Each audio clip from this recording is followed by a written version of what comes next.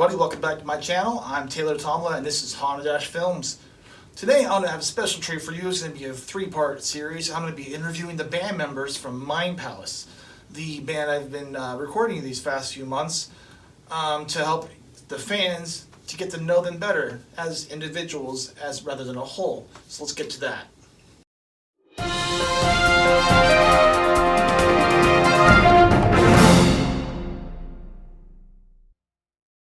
So, welcome to the channel today, Wilhow Tommila and Steve Aubrey.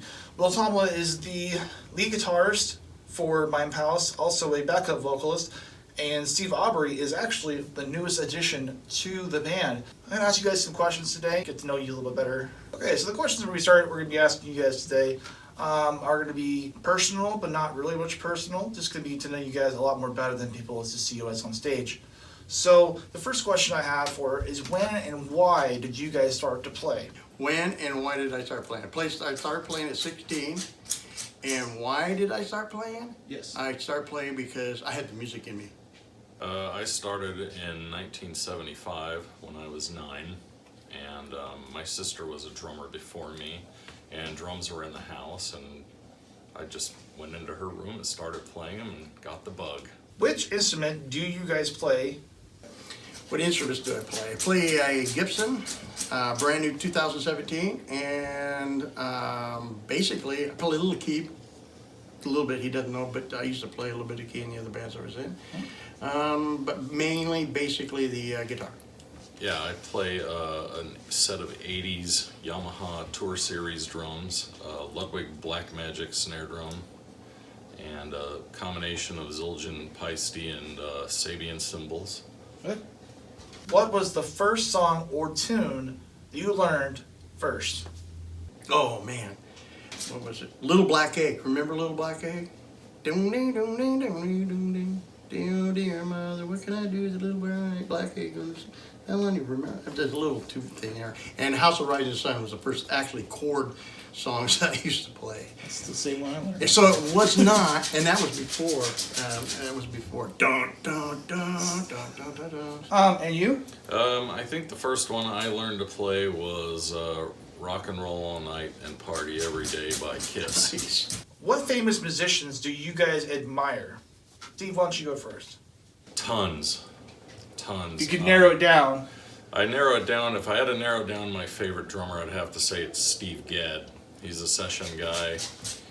Played 50 Ways to Leave Your Lover by Paul Simon. Many iconic tracks. More drummers would be like John Bonham, Ian Pace, Cozy Powell. Is it same for you? Mine is probably Jimmy Page. Led Zeppelin. Probably the biggest influence for it. Steppenwolf kind of was an influence for me too. I like to listen to Steppenwolf. Were you self-taught or did you guys have a teacher?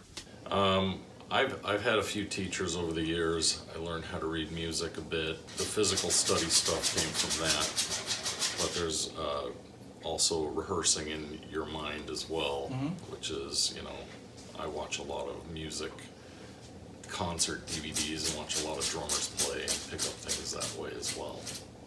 So I started out, I self-taught, taught myself how to play, and I started out on a solo acoustic. It was probably about this big. The strings were probably this far off the neck, and where I lived at, trying to get strings was very, very hard to get. So if I busted a string, and I recall this big time, I busted a string back then when baby diapers actually had pins, and I had to take a pin, put my E string, wrap it around there, and I had to shove it through the post and sit there and manhandle this thing until I got it up to where I needed to go. So for a long time, when I learned how to play guitar, I was learning how to play guitar by pulling down on the strings and not flowing, which is not a good thing for somebody trying to learn how to play the guitar. It's got to be nice and smooth and stuff, but that's kind of where I came from.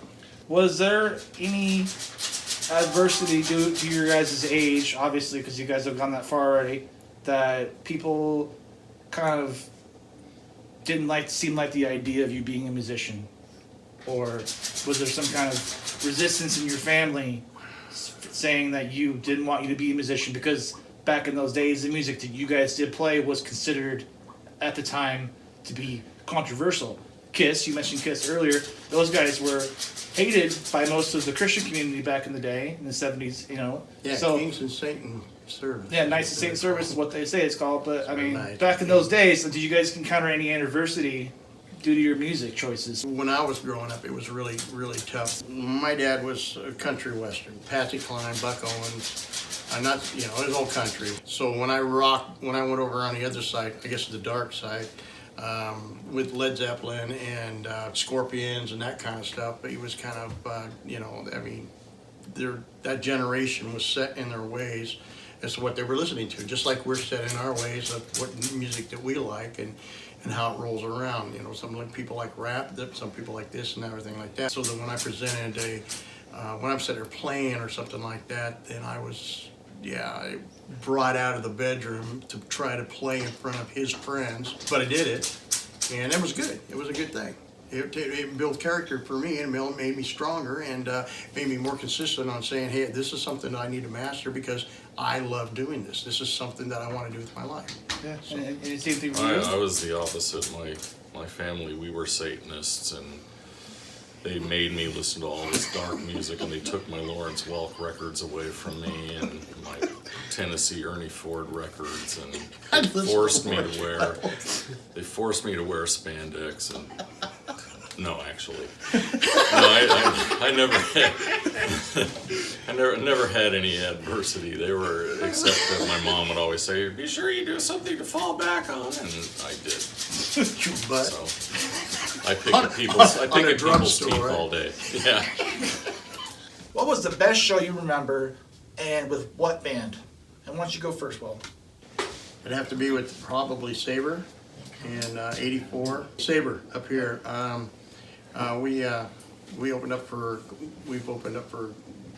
I think Rail out of Seattle. We opened for Metal Church and stuff like that, and so that definitely probably the best thing for as far as having fun on stage and everything, and actually getting to play my own stuff, the originals. That was awesome. And Good you, feeling. Steve?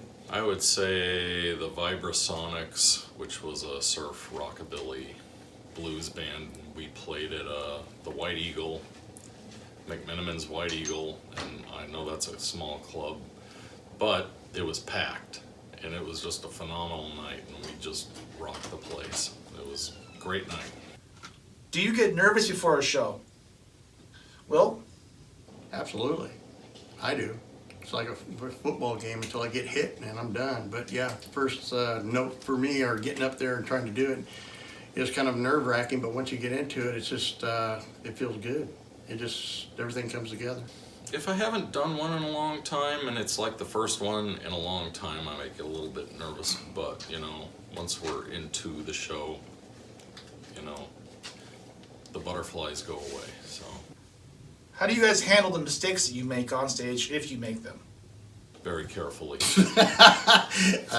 Try not to show them in your face. Try to let You know, just let it go and just let it go and just keep moving forward. How do you balance, or how do you try to balance family, job, band, and goals? Oh, that's a good question. Being a musician is tough. There's no question about it. There's sacrifices that have to be done. I guess it's your spouse. I guess it's who you're with, your family. I guess the support from them. That's the biggest thing right there. You already know what you want to do, but it's up to them. And if they support you, that's the most important thing. That helps. It takes a lot of tolerance. It takes on a their lot part. of tolerance on their part. So it's family. What advice do you guys have for young people out there that are trying to be musicians or want to be musicians? Advice to young people: take lots of drugs. No, I'm kidding. Drink a lot. I would just say learn. If you love playing your instrument, learn as much technique as you can, and then forget about it and just play music. And as far as the guitar is, find out what you like doing. I mean, that's the most important, not what other people want you to play. Find out what you enjoy playing, because if you enjoy playing or singing or doing whatever you're doing, you're going to do a much better job at it than having to come in and play something that just to get into a band, you're going to sacrifice yourself to try to please other people when you're not actually pleasing yourself.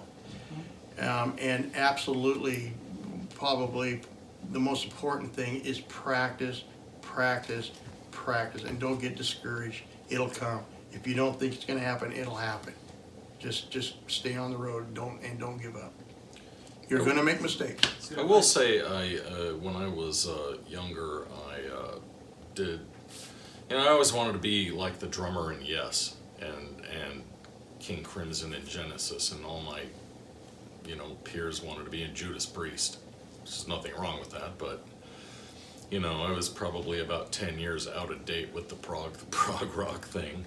But so the point I'm making is I had to play music that was not necessarily what I wanted to do, but it gave me the opportunities to go out and do things I wouldn't have otherwise got to do, like playing blues. I played in clubs a whole lot, which gave me a lot of experience, and I even played in a country band that got signed, and we did touring and did CDs and the whole bit. So you should absolutely, you're right, do what you want to do, but don't Well, and set goals for yourself. cut off any opportunities that you might have that you might not otherwise Right, have. set goals for yourself. Like Saber, I wanted to do originals. I wanted to get to a certain part. I wanted our originals to be played on the radio.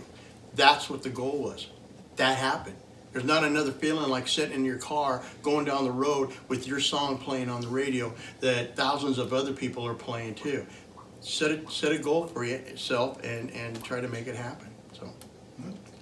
And final question, and then I'll let you guys get out of here.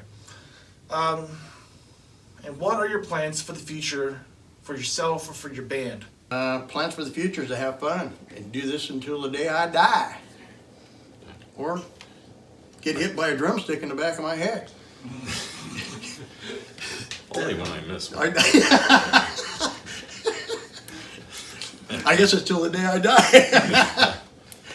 Well, I really appreciate you guys taking the time to sit here and let me ask these questions. And I'm sure your fans appreciate it too. Now they know a lot more about yourselves. And who knows, maybe as a band, you guys learn more about each other as well.